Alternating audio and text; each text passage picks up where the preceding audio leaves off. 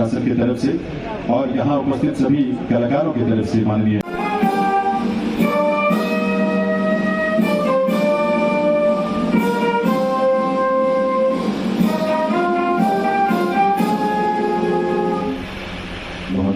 आप सभी गाड़ी में ऐसे चलाया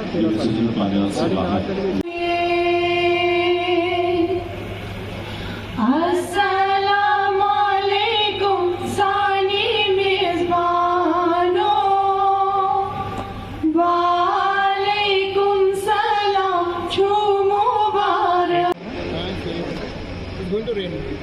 I'm sure. इतनी गर्मी के बाद तो बारिश हो रही है।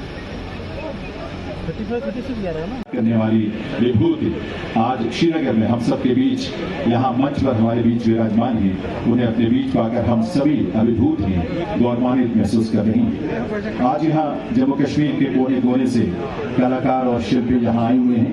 कला क्षेत्र की विभूतियाँ यहाँ हैं, प्रशासनिक क्षेत्र की विभूतियाँ यहाँ उपस्थित हैं। हम सब के लिए बड़े गर्व की बात है माननीय केंद्रीय गृह और सहकारिता मंत्री महोदय की गरिमामयी उपस्थिति।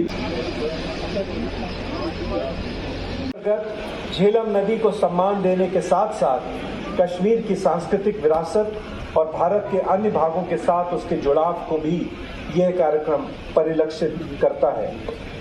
भर से स्थपतियों को भी बुलाया और कलाकारों को भी बुलाया, मूर्तिकारों को भी बुलाया और यहाँ पर संगीत और ज्ञान ने अपनी ऊंचाइयों को छुआ। इसीलिए इसको आदि शंकर ने शारदा क्षेत्र कहा और यहाँ शारदा पीठ की स्थापना की। और ये कश्मीर, जिन लोगों ने कश्मीर का अभी का विगत 30-40 साल का इतिहास ही देखा है, उनको लगता है ये विवादित क्षेत्र है, अशांत क्षेत्र है, मगर कश्मीर ने ढेर सारे रक्तपातों को अपने अंदर हजम कर अमर लौ की तरह आगे बढ़ना ये कश्मीर का स्वभाव है। और आज देखिए, जिस कश्मीर में कुछ साल पहले 40,000 से ज्यादा लोग आतंकवाद की बलि चढ़ गए, वही कश्मीर आज वितस्ता महोत्सव के माध्यम से कलाओं को समन्वय कर आगे बढ़ता है। और मित्रों, युवाओं को भी कहना है, जिन लोगों ने भी आपके हाथ में पत्थर और हथियार पकड़ाए, इन्होंने आपका भला नहीं किया है। आपके हाथ में पत्थर और हथियार नहीं होने चाहिए, लैपटॉप होना चाहिए, आपके हाथ में पुस्तकें होनी चाहिए, आपके हाथ में इतिहास होना चाहिए। कश्मीर, अगर कश्मीर के इतिहास को आप जानोगे तो किसी के प्रति घृणा करना ये कश्मीर का इतिहास ही नहीं है। कश्मीर में तो जो आया, कश्मीर ने इसको स्वीकार कर लिया और एक खेलती कूदती बहती वितस्ता की तरह हमेशा कश्मीर की संस्कृति आगे बढ़ती गई, पीछे मुड़कर कभी नहीं देखा। मगर हम जब समय अच्छा आता है, क्यों पीछे मुड़कर देखें? तो आज धारा 370 को मोदी जी ने हटाने के बाद यहाँ पर शांति है, यहाँ पर विकास के नए नए आयाम गढ़े जा रहे हैं, यहाँ पर उच्च शिक्षा के संस्थान आ रहे हैं, यहाँ पर इंडस्ट्री लग रही है, यहाँ पर पंचायती राज को स्थापित कर दिया गया है, यहाँ पर अनेक प्रकार के एडमिनिस्ट्रेटिव रिफॉर्म्स को बिना किसी विरोध के जमीन पर उतारने का काम हो गया है और अब कश्मीर को आगे देखना है। उस वक्त ये वितस्ता महोत्सव का बहुत बड़ा महत्व है। मोदी जी ने एक भारत श्रेष्ठ भारत की परिकल्पना के तहत हमारे देश की सभी संस्कृतियों को एक दूसरे के साथ, हर प्रदेश के खान पान, वेशभूषा और इतिहास को एक दूसरे के साथ सामंजस्य के साथ जोड़कर आगे बढ़ने का एक प्रयास किया है।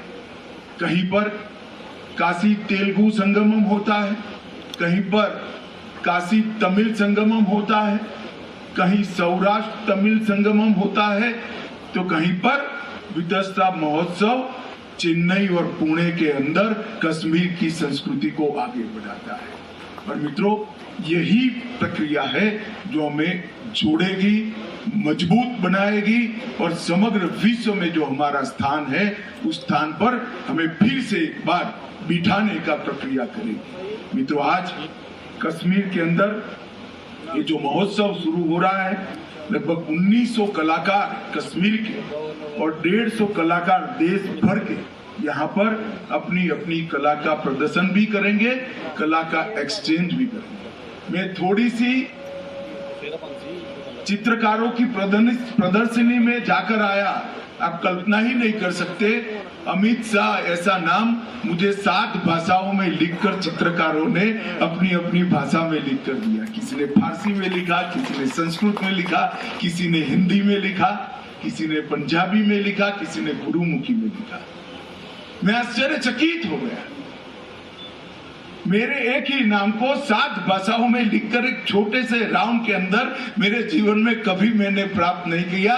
कश्मीर वालों को मैं बताना चाहता हूं, मेरे जीवन का ये सबसे बड़ा तोहफा है साहब। 7 भाषाओं में 10 मिनट के अंदर कलाकारों ने मुझे मेरे नाम लिख कर दिया। यही बताता है कि देश को एक करना है तो कला और संस्कृति, देश का इतिहास ही देश को एक कर सकता है। एक अनूठा आयोजन है जहां देश भर के व्यंजन भी होंगे और देश भर से आए हुए कलाकार कश्मीरी व्यंजनों का भी लुत्फ उठाएंगे। जब आप चेन्नई में गए, फीडबैक मिला मुझे, जिसने हजारों साल से कश्मीर के अंदर अनेक प्रकार की संस्कृति के मिलन के स्थल बनने का इसको सौभाग्य प्राप्त है। यही झेलम ने आदि शंकर को भी देखा है। यही झेलम ने यहां पर अनेक प्रकार की संस्कृति के मिलन की साक्षी बनी। ज्ञान की तृषा, ज्ञान का अनुसंधान और फिर निर्णय पर पहुंचने की प्रक्रिया, ये तीनों हर क्षेत्र में, चाहे क्षेत्र अवकाश का हो, चाहे क्षेत्र ज्योतिष का हो, भाषा का हो, व्याकरण का हो, गणित का हो या संगीत और नाट्य परंपराओं का, हर क्षेत्र के विद्वानों ने इस भूमि से ही निकलकर न केवल भारत, समग्र विश्व के अंदर अपनी कलाओं का लोहा मनाया है।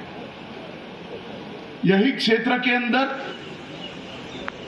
सूफी संत भी आए, यही क्षेत्र के अंदर बुद्धिस्ट भी आए, यही क्षेत्र के अंदर शैव और वैष्णव परंपराओं ने भी अपनी परम सीमा को छूने का काम किया। और इस सब का सुभग समन्वय अगर कहीं हुआ तो आज की कश्मीर की संस्कृति में। ये झेलम ने कई कठिन समय भी देखे हैं। वितस्ता की धाराएं कई बार खून से लथपथ भी हुई। धर्मांध लोगों के हमले भी देखे हैं, अनेक राज परिवर्तन देखे हैं, आतंकवाद की भीषण विभीषिका की ये झेलम साक्षी रही है। इस सब को अपने उदर के अंदर एक मां की तरह समाहित कर कर हमेशा बच्चों को स्नेह, प्यार और उत्साह देने का काम ये वितस्ता ने किया है। जो ये झेलम को नदी मानते हैं वो शायद मानव संस्कृति को और मानव संस्कृति की ऊंचाई की पहचान नहीं रखते। ये झेलम मानव की सभ्यता का सबसे उच्चतम स्तर की मुख्य साक्षी ये वितस्ता है। और जिसने भी वितस्ता महोत्सव की कल्पना की है, मैं उसको आज बहुत बहुत साधुवाद देना चाहता हूं, क्योंकि वितस्ता महोत्सव सच्चे कश्मीर का दर्शन समग्र विश्व को कराने वाला एक महोत्सव। आदि शंकर ने जिस भूमि को ज्ञान की भूमि कहा, मुगल शासकों ने जिस भूमि को पृथ्वी पर का स्वर्ग कहा, और सम्राट अशोक ने कहा कि सुकून अगर कहीं मिलता है बौद्ध धर्म के अंदर, बौद्ध धर्म को आगे बढ़ाने के लिए, विचार मंथन के लिए कोई उचित भूमि है तो यही कश्मीर है। और ये साला यही वितस्ता के किनारे पर हुआ है। संस्कृति एक साल में नहीं बनती, संस्कृति एक विधा या एक कला से नहीं बनती।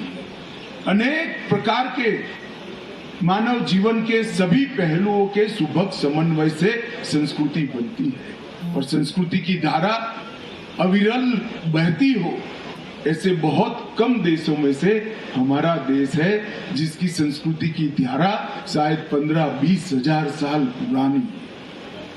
और हमें इसका गौरव होना चाहिए। और ये सिर्फ कश्मीर नहीं, देश के हर हिस्से में इतनी पुरानी संस्कृति की अविरल धारा मिलकर भारतीय संस्कृति की गंगा बनती है। एक जमाने में हम पर शासन करने वाले अंग्रेजों को हमारी विविधता, हमारी दुर्बलता लगती थी, वीकनेस लगती थी।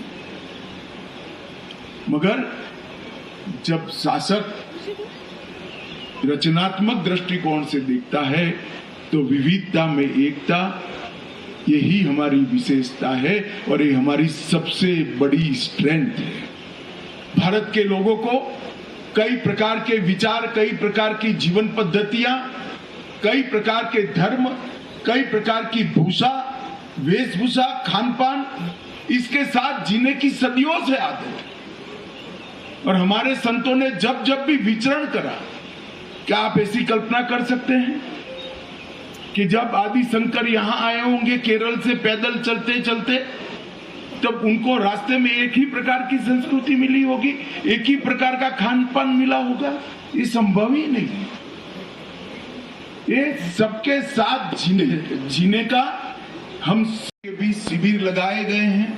पुरातत्व के इतिहास को इतने भव्य तरीके से संजोकर यहाँ रखा गया है। आज के बच्चों को मेरा आग्रह है कि इसको जरूर देखिएगा। आप किस विरासत को लेकर आपको जाना है, किस विरासत को अगली पीढ़ी को सौंप कर जाना है, वो तभी आप देख पाएंगे जब रात तरंगिनी पड़ेगी।